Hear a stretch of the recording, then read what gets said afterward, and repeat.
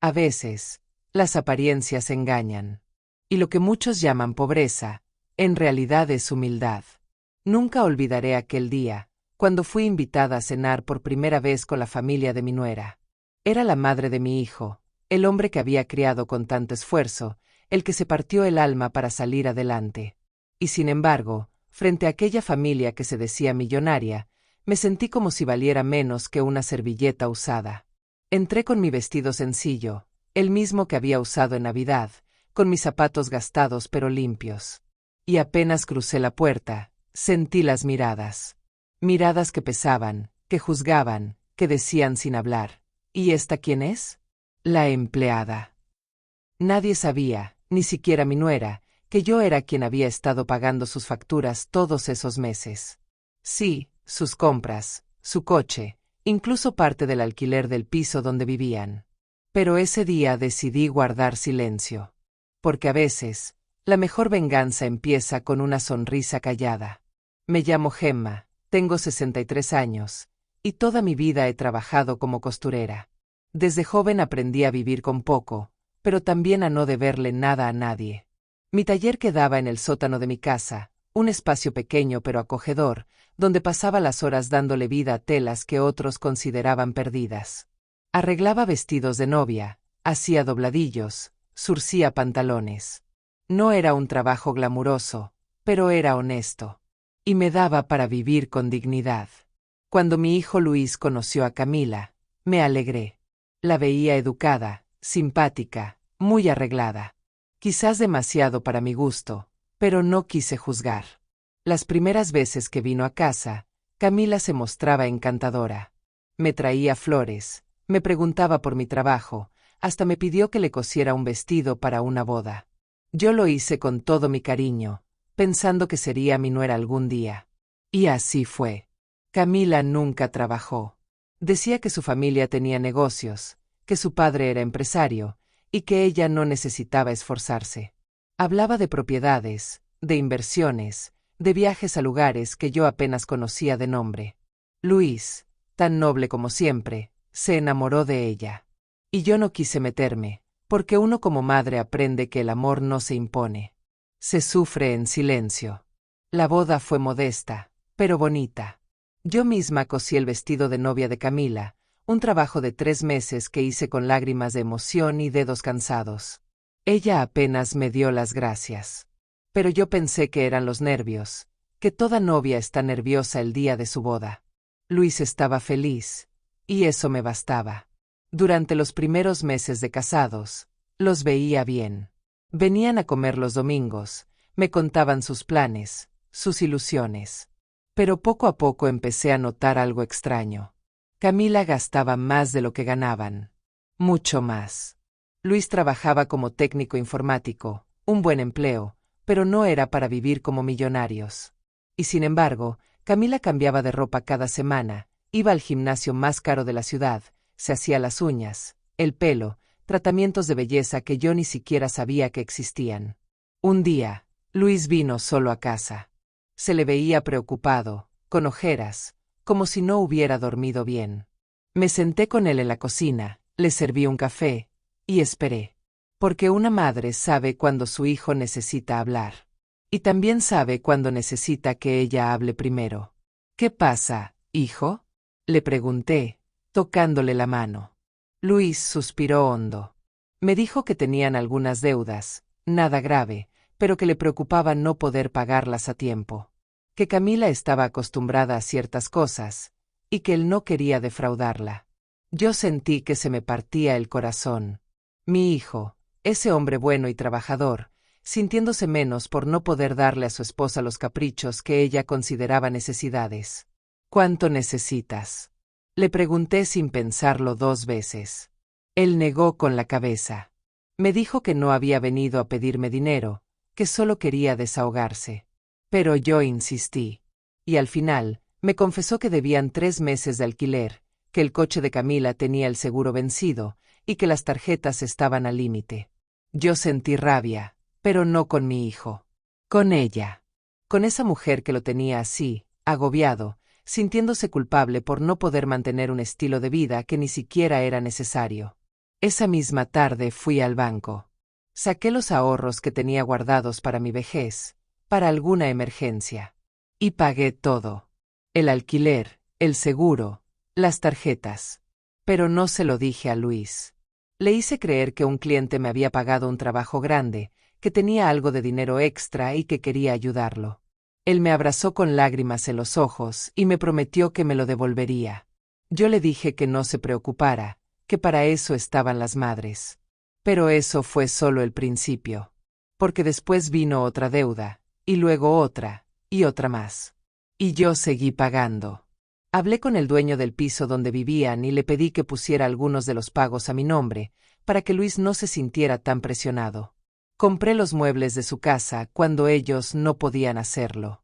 Pagué la cuota del gimnasio de Camila durante 6 meses seguidos. Todo en secreto, todo en silencio, porque no quería que mi hijo pasara vergüenza. Nunca lo hice para presumir. Lo hice porque soy madre. Y las madres, a veces, hacemos cosas que no deberíamos hacer. Por amor. Por proteger a nuestros hijos. Aunque eso signifique sacrificar nuestro propio bienestar. Los meses pasaron. Yo seguía trabajando en mi taller, más horas que antes para poder cubrir todos esos gastos. Me levantaba a las 6 de la mañana y no paraba hasta la medianoche. Mis manos, que ya no eran jóvenes, empezaron a dolerme. Tenía que usar cremas cada noche para aliviar la rigidez de los dedos. Pero no me quejaba. Porque cada vez que veía a Luis sonreír, cada vez que lo veía tranquilo, pensaba que todo valía la pena. Hasta que llegó ese día. El día de la cena. Camila me llamó un martes por la tarde. Me dijo con voz dulce que su familia quería conocerme, que llevaban tiempo pidiéndoselo, y que había llegado el momento. Que harían una cena especial el sábado, y que esperaba que yo pudiera asistir. Le dije que por supuesto, que estaría encantada. Ella agregó, con una risita que intentaba sonar inocente: «Vístete bonito, mamá. Ya sabes, aunque seas muy sencilla, seguro encuentras algo presentable». Esas palabras se me clavaron como alfileres. Pero yo sonreí y le dije que no se preocupara, que iría lo mejor vestida que pudiera. Colgué el teléfono y me quedé mirando mi armario. Tenía poca ropa, es cierto. Casi toda mi vida había cosido para otros, no para mí. Pero tenía un vestido azul que me gustaba especialmente. Lo había hecho años atrás, siguiendo un patrón de una revista francesa. No era de marca, no tenía etiqueta elegante, pero estaba bien hecho. Con buena tela, costuras firmes, detalles cuidados. Pasé toda la tarde del viernes arreglándolo. Le cambié los botones por unos más bonitos que tenía guardados. Planché cada arruga con cuidado. Me probé diferentes peinados frente al espejo hasta encontrar uno que me hiciera sentir presentable. Me puse mis pendientes de siempre, los que mi madre me había regalado cuando cumplí 21. Y el sábado por la tarde, cuando me miré en el espejo antes de salir, pensé que me veía bien. No elegante, quizás, pero digna. Luis pasó a recogerme en su coche. Me dijo que me veía muy guapa, que ese color me favorecía. Yo le sonreí y le apreté la mano. Tenía los nervios en el estómago, esa sensación de mariposas que se siente cuando vas a conocer a personas importantes. Quería causar buena impresión. Quería que la familia de Camila me viera como lo que era, una mujer trabajadora, honesta, que había criado a un buen hombre. Pero la realidad fue muy diferente. La casa de los padres de Camila estaba en una urbanización cerrada, de esas donde hay que dar tu nombre en la entrada para que te dejen pasar. Era una casa grande, con jardín, fuentes, una puerta de madera maciza que parecía sacada de una película. Luis tocó el timbre. Camila abrió, vestida con un traje blanco que seguramente costaba más de lo que yo ganaba en 3 meses. Me saludó con 2 besos en el aire, sin tocarme realmente, y me hizo pasar. Y ahí fue cuando sentí las miradas. En el salón estaban sentados los padres de Camila, su hermano, su cuñada, y 2 personas más que no me presentaron. Todos me miraron de arriba abajo. No fue una mirada rápida, de cortesía. Fue un examen, lento, detallado, evaluando cada centímetro de mi ropa, mis zapatos, mi pelo. Yo sentí cómo se me encendían las mejillas, pero mantuve la sonrisa. Luis me tocó el hombro con cariño, presentándome con orgullo. Ella es mi madre, Gemma. La madre de Camila se levantó del sofá con una elegancia exagerada. Era una mujer alta, delgada, con el pelo rubio perfectamente peinado y más joyas encima de las que yo había visto en toda mi vida. Me extendió la mano, pero cuando yo fui a estrecharla, ella apenas rozó mis dedos, como si tuviera miedo de contagiarse de algo. «Oh, así que usted es la mamá de Luis», dijo, con una sonrisa que no llegaba a sus ojos. «¡Qué auténtica!». Los demás rieron. Fue una risa incómoda, cómplice, como si todos estuvieran de acuerdo en algo que yo no entendía. Camila, mi nuera, en lugar de defenderme, bajó la mirada. Yo la vi morderse el labio, avergonzada. Pero no de ellos. De mí. Nos sentamos a la mesa. Era una mesa enorme, con un mantel blanco impoluto, cubiertos de plata, copas de cristal que brillaban bajo la luz de una lámpara de araña. Yo me sentí pequeña, fuera de lugar, como un pájaro en una jaula de oro. Luis, a mi lado, me apretó la mano por debajo de la mesa. Él también se sentía incómodo. Yo podía notarlo en su postura rígida, en cómo evitaba mirar a los ojos a los padres de Camila. Durante la cena, nadie me preguntó nada. Ni mi nombre, ni mi trabajo, ni cómo estaba. Simplemente hablaron entre ellos. Hablaron de viajes, de un crucero que harían por el Mediterráneo el verano siguiente. Hablaron de relojes, de marcas que yo ni siquiera sabía pronunciar. Hablaron de inversiones, de propiedades, de la nueva casa que querían comprar en la costa. Y cada tanto, lanzaban comentarios envenenados. Comentarios que parecían inocentes, pero que estaban dirigidos a mí. Hay gente que simplemente no sabe vestirse para la ocasión, dijo el hermano de Camila, mirándome de reojo.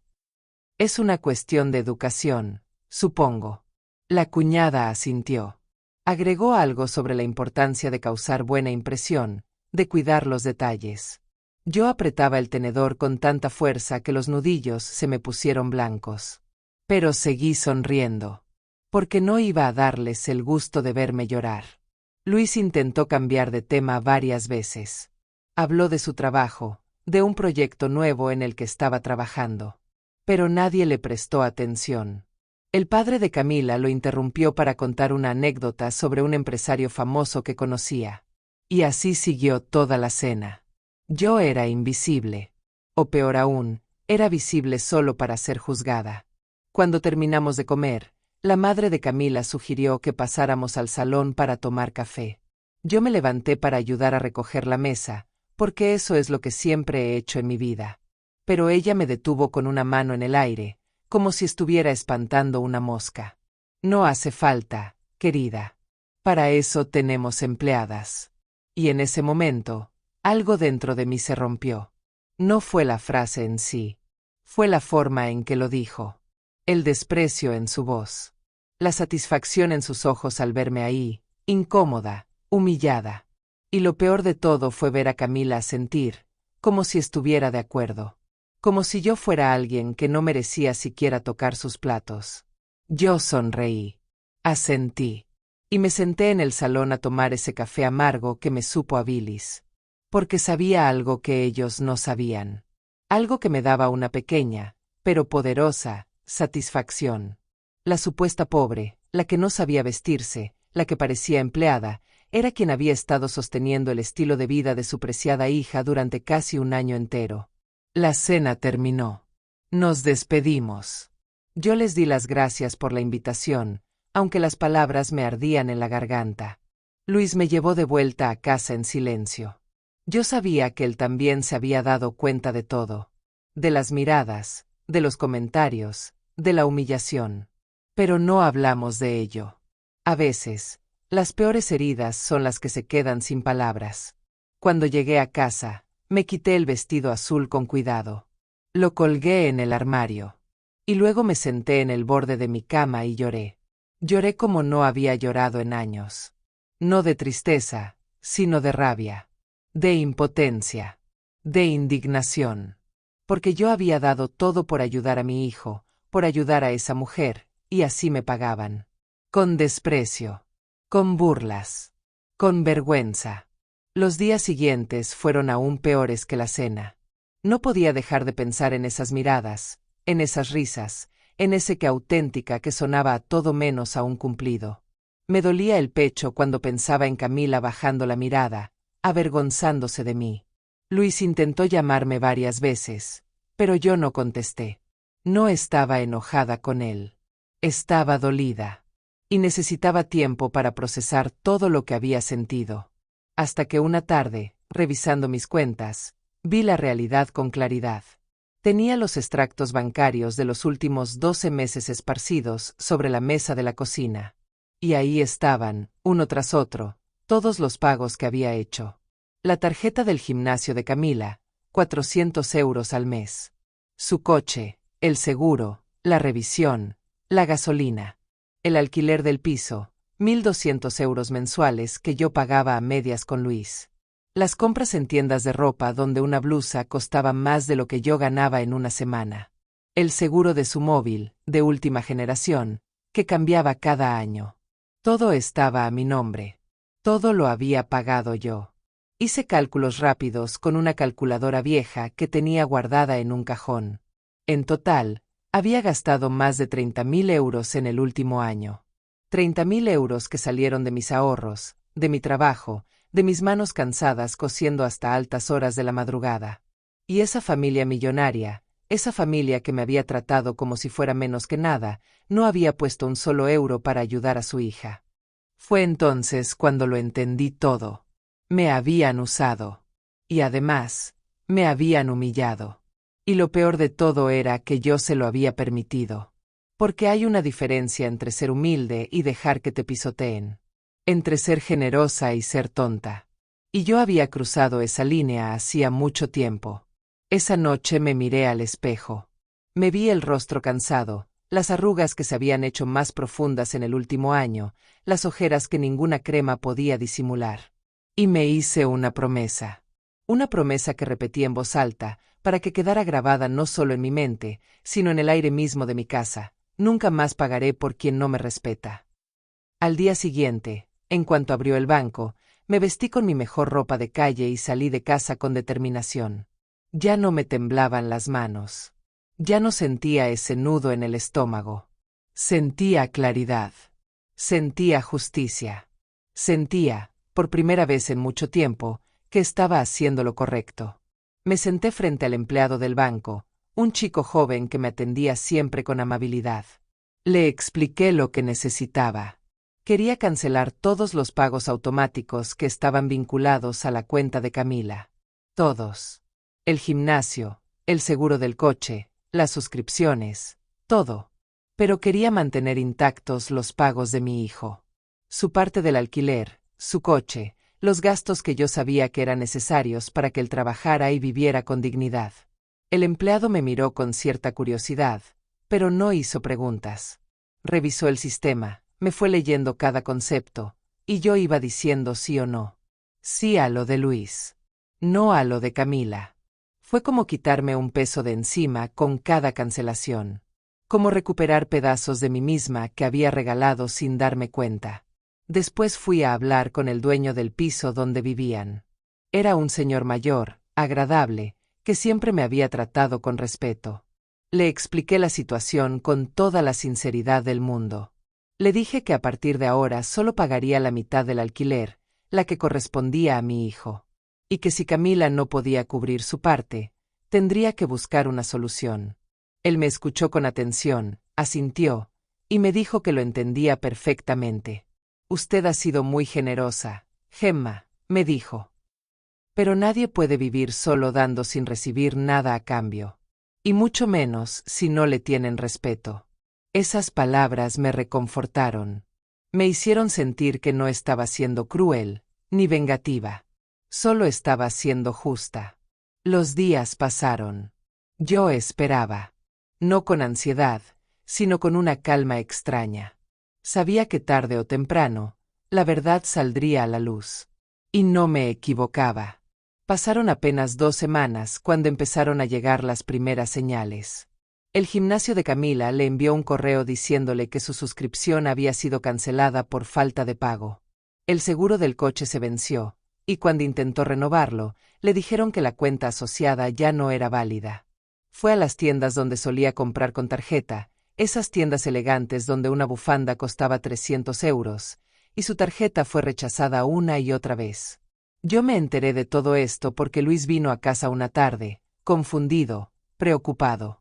Se sentó en mi cocina, en la misma silla donde tantas veces nos habíamos sentado a hablar, y me preguntó si yo sabía algo.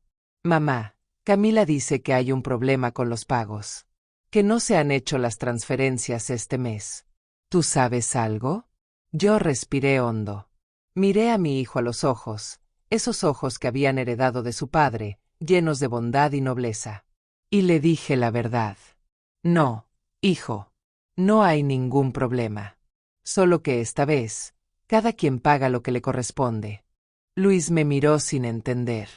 Yo me levanté, fui a mi habitación, y volví con todos los extractos bancarios de los últimos 12 meses. Los puse sobre la mesa, uno por uno, y lo dejé ver. Le mostré cada pago, cada transferencia, cada euro que había salido de mi cuenta para mantener el estilo de vida de su esposa. La cara de Luis se fue transformando conforme leía. Primero fue confusión, luego sorpresa, después incredulidad, y finalmente, vergüenza. Una vergüenza profunda que le hizo bajar la cabeza y taparse el rostro con las manos. Mamá, yo no sabía, no tenía idea de que tú. Lo sé, hijo, le interrumpí con suavidad. Nunca quise que lo supieras. Lo hice porque no quería verte sufrir. Porque eres mi hijo y haría cualquier cosa por ti. Pero después de lo que pasó en esa cena, después de cómo me trataron, de cómo me hizo sentir tu esposa, me di cuenta de que estaba siendo tonta. De que estaba pagando por quien no me respeta. Y eso se acabó. Luis no dijo nada durante varios minutos. Solo se quedó ahí, mirando esos papeles como si fueran la evidencia de un crimen. Y en cierto modo, lo eran. El crimen de haberme usado, de haberme humillado, mientras yo le sostenía la vida entera. ¿Qué voy a hacer, mamá? Me preguntó con voz quebrada. Camila no puede pagar todo eso. Ella no trabaja. No tiene ahorros. Su familia millonaria, le interrumpí con ironía, seguro puede ayudarla. O tal vez es hora de que tu esposa aprenda a trabajar. A ganarse las cosas. A entender el valor del esfuerzo.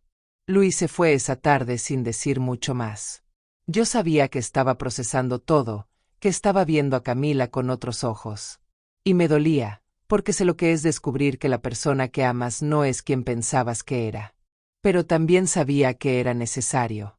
Porque mi hijo merecía una compañera de verdad, no una carga disfrazada de princesa. Los días siguientes fueron un caos para ellos.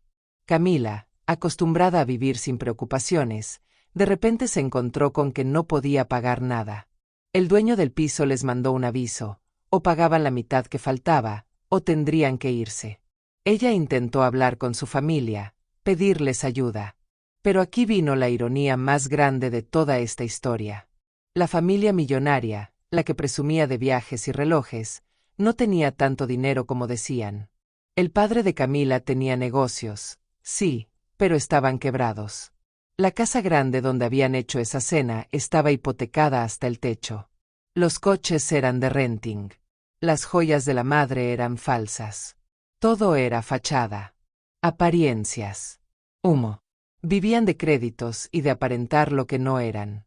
Y cuando Camila les pidió ayuda, le dijeron que ellos también estaban pasando apuros, que no podían darle nada. Yo me enteré de esto por Luis, que un día vino a contármelo con una mezcla de rabia y decepción.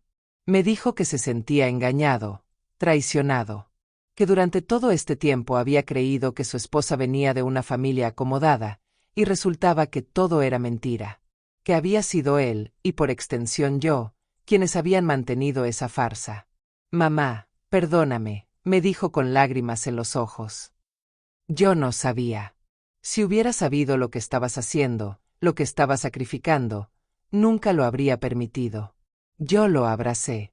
porque por más enojada que estuviera con Camila, Luis seguía siendo mi hijo. Y un hijo no tiene la culpa de enamorarse de la persona equivocada. Pero la historia no terminó ahí. Porque Camila, desesperada, humillada, sin saber cómo pagar sus deudas, tuvo que tomar decisiones. Vendió el coche. Canceló todas sus suscripciones. Buscó trabajo, aunque le costó encontrar algo porque nunca había trabajado en su vida. Finalmente consiguió un empleo de recepcionista en un hotel, con un sueldo modesto que apenas le alcanzaba para cubrir sus gastos. Y entonces, cuando su mundo perfecto se derrumbó, cuando ya no podía presumir de nada, cuando las tiendas elegantes le rechazaban la tarjeta y sus amigas dejaron de llamarla, fue cuando vino el clímax de esta historia. Una tarde, mientras yo estaba en mi taller cosiendo un vestido, sonó el teléfono. Era un número que no conocía. Dudé en contestar, pero algo me dijo que lo hiciera. Del otro lado de la línea, con una voz seca, arrogante, llena de desprecio, estaba la madre de Camila. «¿Gemma?», dijo, como si mi nombre le diera asco pronunciarlo. «Soy Verónica, la madre de Camila. Necesito hablar con usted». Yo me senté en mi silla, dejé la aguja a un lado, y esperé, porque sabía exactamente lo que venía. «¿Sabe que por su culpa mi hija está pasando vergüenza?», me espetó sin rodeos. Por su egoísmo, Camila ha tenido que ponerse a trabajar como si fuera gente normal. La interrumpí con calma. ¿Como si fuera alguien que tiene que ganarse la vida con esfuerzo? Como yo. Hubo un silencio al otro lado de la línea. Un silencio incómodo, tenso, cargado de rabia contenida. «Usted no entiende», continuó Verónica. «Camila viene de una familia de bien. No está acostumbrada a trabajar. No debería tener que rebajarse a... ¿Rebajarse?». La volví a interrumpir, esta vez con más firmeza. «Trabajar no es rebajarse, señora. Trabajar es dignidad. Es honradez. Es lo que yo he hecho toda mi vida. Y si su hija hubiera aprendido eso desde pequeña, en lugar de vivir de apariencias, no estaría en la situación en la que está ahora». «¿Cómo se atreve?», gritó Verónica. «Usted no sabe nada de mi familia». «Sé más de lo que cree», le dije con calma. «Sé que su casa está hipotecada. Sé que sus negocios están quebrados. Sé que todo lo que presumen es mentira. Y sé que ustedes nunca ayudaron a su hija cuando lo necesitaba, porque no tenían con qué. Fui yo, la pobre costurera, la que sostuvo el estilo de vida de Camila durante un año entero. Así que no venga a hablarme de vergüenza, señora Verónica. Porque la única que debería sentir vergüenza aquí es usted». Hubo otro silencio. Esta vez más largo. Yo podía escuchar su respiración agitada al otro lado del teléfono. Y entonces, con toda la tranquilidad del mundo, le dije: «No, señora. Por mi culpa, no. Por su educación, sí». Y colgué. Colgué el teléfono y me quedé sentada ahí, en mi taller, rodeada de telas y agujas, y por primera vez en mucho tiempo, me sentí en paz. Porque había dicho lo que tenía que decir. Había puesto límites. Había defendido mi dignidad. Esa misma noche, cuando ya estaba preparándome para dormir, tocaron a mi puerta. Eran casi las 11. Por un momento pensé en no abrir, pero algo me hizo cambiar de opinión. Cuando abrí, ahí estaba Camila. Tenía los ojos rojos, hinchados de llorar. Llevaba ropa sencilla, sin maquillaje, el pelo recogido en una cola de caballo. Se veía diferente, más real, más humana. «Gemma, por favor», me dijo con voz temblorosa. «Necesito hablar contigo». Yo me hice a un lado y la dejé pasar. Nos sentamos en la sala, una frente a la otra. Camila se retorcía las manos, sin saber cómo empezar. Yo esperé, porque esta vez, ella era quien tenía que hablar. «No sabía», empezó. «No tenía idea de que tú pagabas todo. Luis nunca me lo dijo.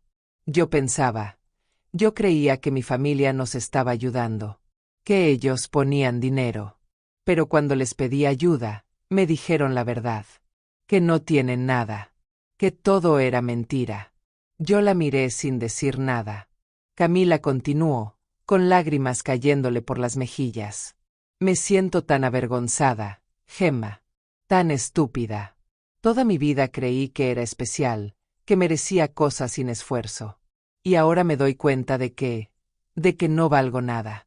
No sé hacer nada. No sé trabajar. No sé vivir sin que alguien me mantenga. No es que no valgas nada, Camila, le dije con calma. Es que nunca te enseñaron el valor de las cosas. Nunca te enseñaron a ganarte lo que tienes. Y eso no es tu culpa. Pero ahora que lo sabes, es tu responsabilidad cambiar. Ella asintió, limpiándose las lágrimas con el dorso de la mano. Se veía tan vulnerable, tan diferente de la mujer arrogante que había conocido. Lo de la cena, continuó. No debí permitir que te trataran así. Debí defenderte. Pero tenía tanto miedo de que mi familia me rechazara, de que me vieran como menos. Y al final, los que me rechazaron fueron ellos.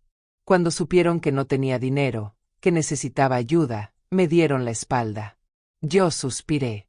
Porque por más que quisiera seguir enojada, por más que quisiera seguir castigándola, una parte de mí entendía su dolor. Porque yo también había sido juzgada, yo también había sido menospreciada. Y sabía lo que se sentía. La humildad no se lleva en la ropa, Camila, le dije mirándola a los ojos. Se lleva en el corazón. Y tú, lamentablemente, nunca la has conocido. Pero todavía estás a tiempo de aprenderla. Camila se quedó callada durante un momento largo. Luego asintió, se levantó, y se dirigió hacia la puerta. Antes de salir, se giró hacia mí una última vez. ¿Puedes perdonarme algún día?, me preguntó con voz pequeña. Yo no le respondí de inmediato. Porque la verdad es que no lo sabía. El perdón no es algo que se da así como así, solo porque alguien te lo pide. El perdón se gana. Con tiempo. Con cambio real. Con acciones. No solo con palabras. El tiempo lo dirá, le dije finalmente. Pero si de verdad quieres mi respeto, no me lo pidas. Gánatelo. Camila asintió y se fue. Y yo me quedé ahí, en la sala de mi casa, pensando en todo lo que había pasado. En cómo una simple cena había desencadenado toda esta historia. En cómo había descubierto que el valor de una persona no está en lo que tiene, sino en lo que es. Las semanas siguientes fueron extrañas. Luis venía a verme casi todos los días. Me contaba cómo estaban las cosas, cómo Camila estaba intentando adaptarse a su nueva vida. Había conseguido el trabajo de recepcionista, y aunque al principio le costó muchísimo, poco a poco empezó a acostumbrarse. Aprendió a levantarse temprano, a lidiar con clientes difíciles, a trabajar 8 horas seguidas.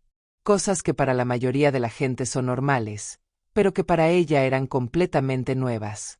También me contó que Camila había cortado contacto con su familia. O mejor dicho, su familia había cortado contacto con ella. Cuando ya no podía presumir de nada, cuando ya no servía para mantener las apariencias, la dejaron de lado.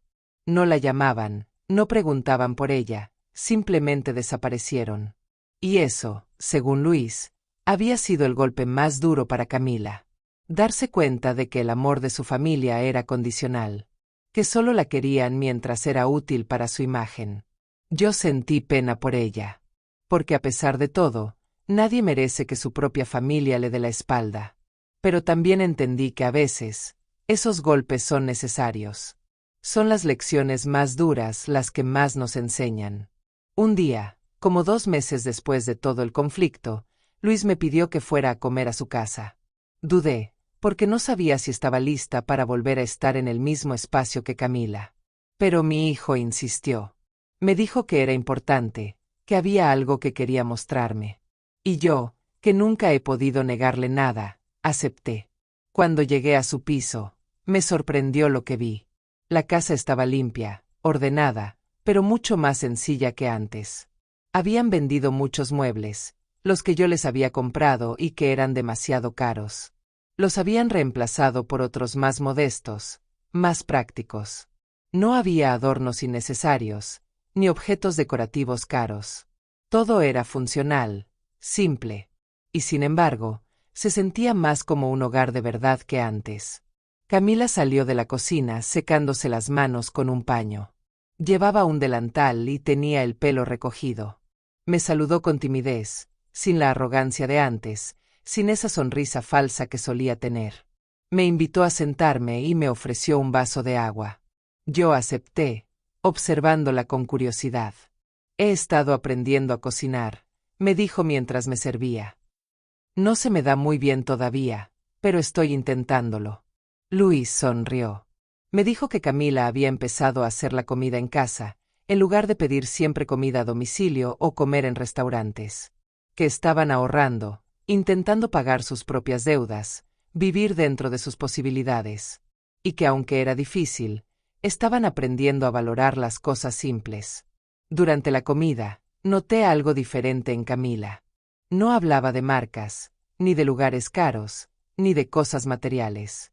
Hablaba de su trabajo, de una compañera que le había ayudado a aprender el sistema informático, de un cliente que le había dado las gracias por su servicio. Hablaba con humildad, con sencillez, como si finalmente estuviera empezando a entender lo que era vivir en el mundo real. Después de comer, mientras Luis recogía la mesa, Camila me pidió que fuera con ella al balcón. Salimos, y ella se quedó mirando la calle durante un momento antes de hablar. Quiero que sepas que lo siento, me dijo sin mirarme. De verdad. No solo por lo de la cena, sino por todo. Por haberte usado. Por no haberte valorado. Por avergonzarme de ti cuando tú eras la única que nos estaba sosteniendo.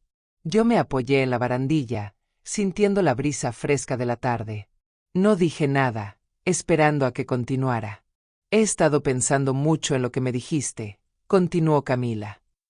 Sobre la humildad. Sobre llevarlo en el corazón.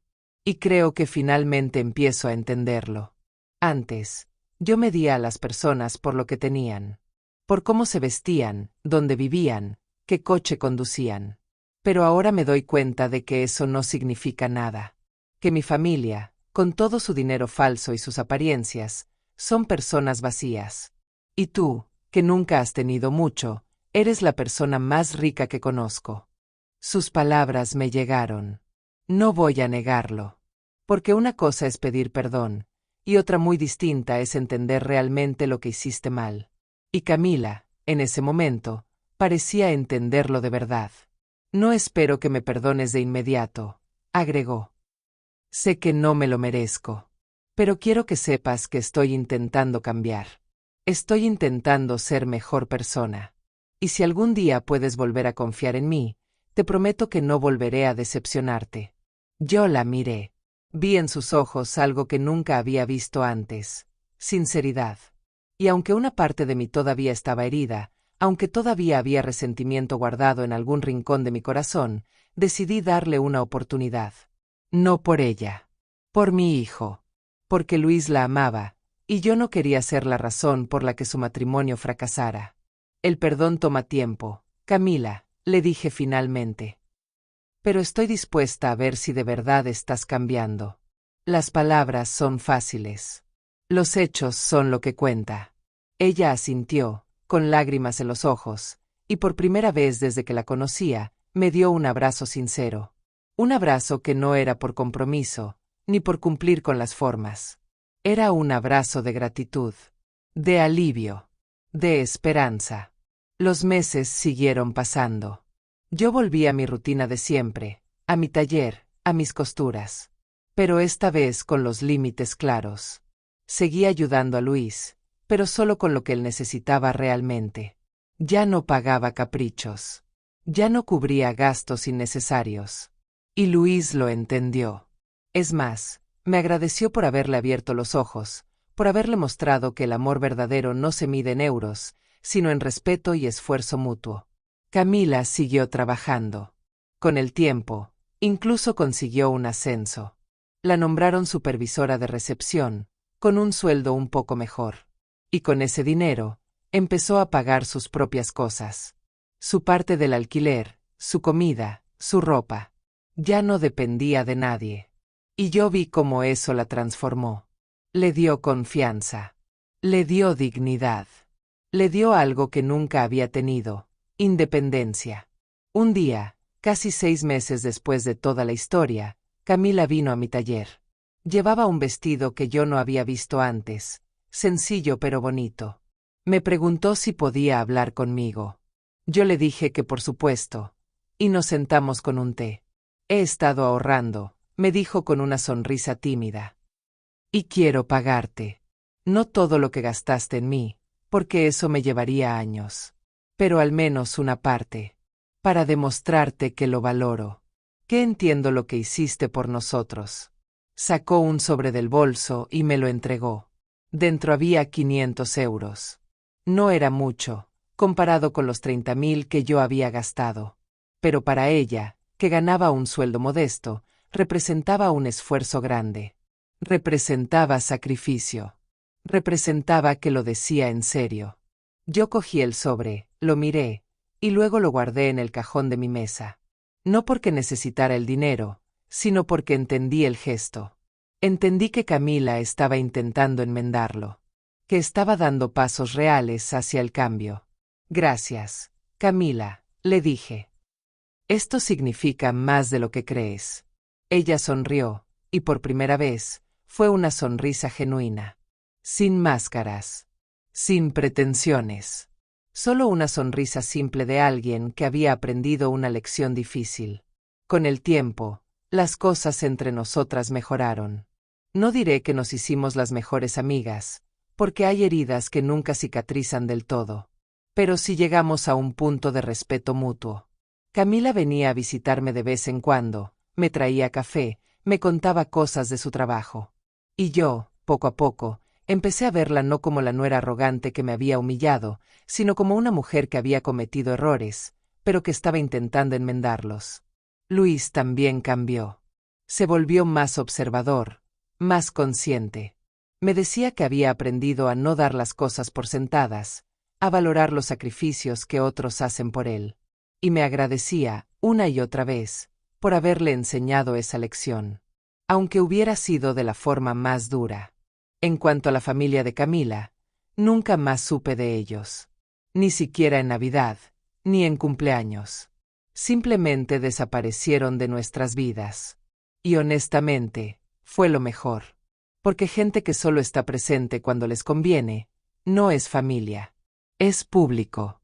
Hoy, mientras les cuento esta historia, han pasado casi 2 años desde aquella cena. 2 años en los que he aprendido mucho sobre mí misma, sobre lo que merezco, sobre los límites que debo poner. Y si hay algo que quisiera que ustedes, los que me escuchan, se llevaran de todo esto, es lo siguiente. Ser bueno no significa ser tonto. Ayudar no significa dejarse usar. Y amar no significa permitir que te falten al respeto. Yo pasé años sacrificándome por mi hijo, y eso está bien. Los padres hacemos eso. Pero cuando ese sacrificio se extiende a personas que no lo valoran, que te humillan, que se aprovechan, ahí es donde hay que trazar la línea. La venganza, si quieren llamarla así, no fue brutal. No fue destructiva. Simplemente fue dejar de pagar por quien no me respetaba. Fue poner límites. Fue decir, hasta aquí. Y esa es la venganza más poderosa de todas. La que te devuelve tu dignidad. Porque no hay mayor riqueza que el respeto propio. No hay mayor satisfacción que mirarte al espejo y saber que no te dejaste pisotear. Que defendiste lo que eres. Que no permitiste que nadie te hiciera sentir menos. Hoy sigo ayudando a mi hijo, sí, pero con límites claros. Con comunicación. Con respeto mutuo. Y Camila, aunque tardó en aprenderlo, finalmente entendió que en esta vida, todo se gana. El respeto se gana. El cariño se gana. La ayuda se gana. Yo no busco venganza. Nunca lo busqué. Lo que busqué, y encontré, fue justicia. Justicia para mí misma. Justicia para mi esfuerzo. Justicia para todas esas noches que pasé cosiendo hasta que me dolían los dedos, creyendo que estaba ayudando a alguien que me valoraba. Y ustedes, que me escuchan, que tal vez están pasando por algo similar, que tal vez sienten que dan y dan sin recibir nada a cambio, que tal vez permiten que otros les falten al respeto porque no quieren conflictos, les digo esto: está bien poner límites. Está bien decir que no. Está bien defenderse. Porque una cosa es ser humilde, y otra muy distinta es dejar que te pisoteen. La dignidad no se negocia. El respeto no se mendiga. Y el amor verdadero, ese que vale la pena, nunca te hace sentir pequeño. Si algo aprendí de todo esto, es que a veces, la vida se encarga de poner a cada quien en el lugar que merece. Camila tuvo que caer para aprender a levantarse. Tuvo que perderlo todo para valorar lo que realmente importa. Y yo tuve que pasar por esa humillación para darme cuenta de que merecía algo mejor. Hoy, cuando miro atrás, no me arrepiento de nada. Ni de haber ayudado, ni de haber puesto límites. Porque todo eso me trajo hasta aquí. Hasta este momento en el que puedo decirles, con el corazón tranquilo y la cabeza en alto, que soy una mujer que se respeta a sí misma. Y eso, queridos oyentes, no tiene precio. Así que la próxima vez que a alguien les falta el respeto, que se aproveche de su bondad, que les haga sentir menos de lo que son, recuerden mi historia. Recuerden que no están solos. Que todos merecemos dignidad. Y que a veces, la mejor venganza no es destruir al otro. Es construirte a ti mismo. Es recuperar tu valor. Es mirar al espejo y sonreír, porque sabes que hiciste lo correcto. Porque al final, la vida siempre, siempre, pone las cosas en su lugar. Y los que creen que pueden vivir de apariencias, de mentiras, de usar a otros, tarde o temprano, aprenden la lección. Aunque sea cuando ya es demasiado tarde. Pero nosotros, los que trabajamos, los que nos esforzamos, los que damos con el corazón pero sabemos poner límites, nosotros siempre saldremos adelante. Con la frente en alto. Con el corazón tranquilo. Con la certeza de que hicimos las cosas bien. Y esa, queridos amigos, es la verdadera victoria. Esta ha sido mi historia. La historia de Gemma, una costurera de 63 años que aprendió que la humildad es una virtud, pero que la dignidad es un derecho. Y que nadie, absolutamente nadie, tiene el poder de quitárnosla, a menos que nosotros se lo permitamos. Gracias por escucharme. Y recuerden, en esta vida, cada quien cosecha lo que siembra. Y yo, después de tanto sembrar, finalmente cosecho paz.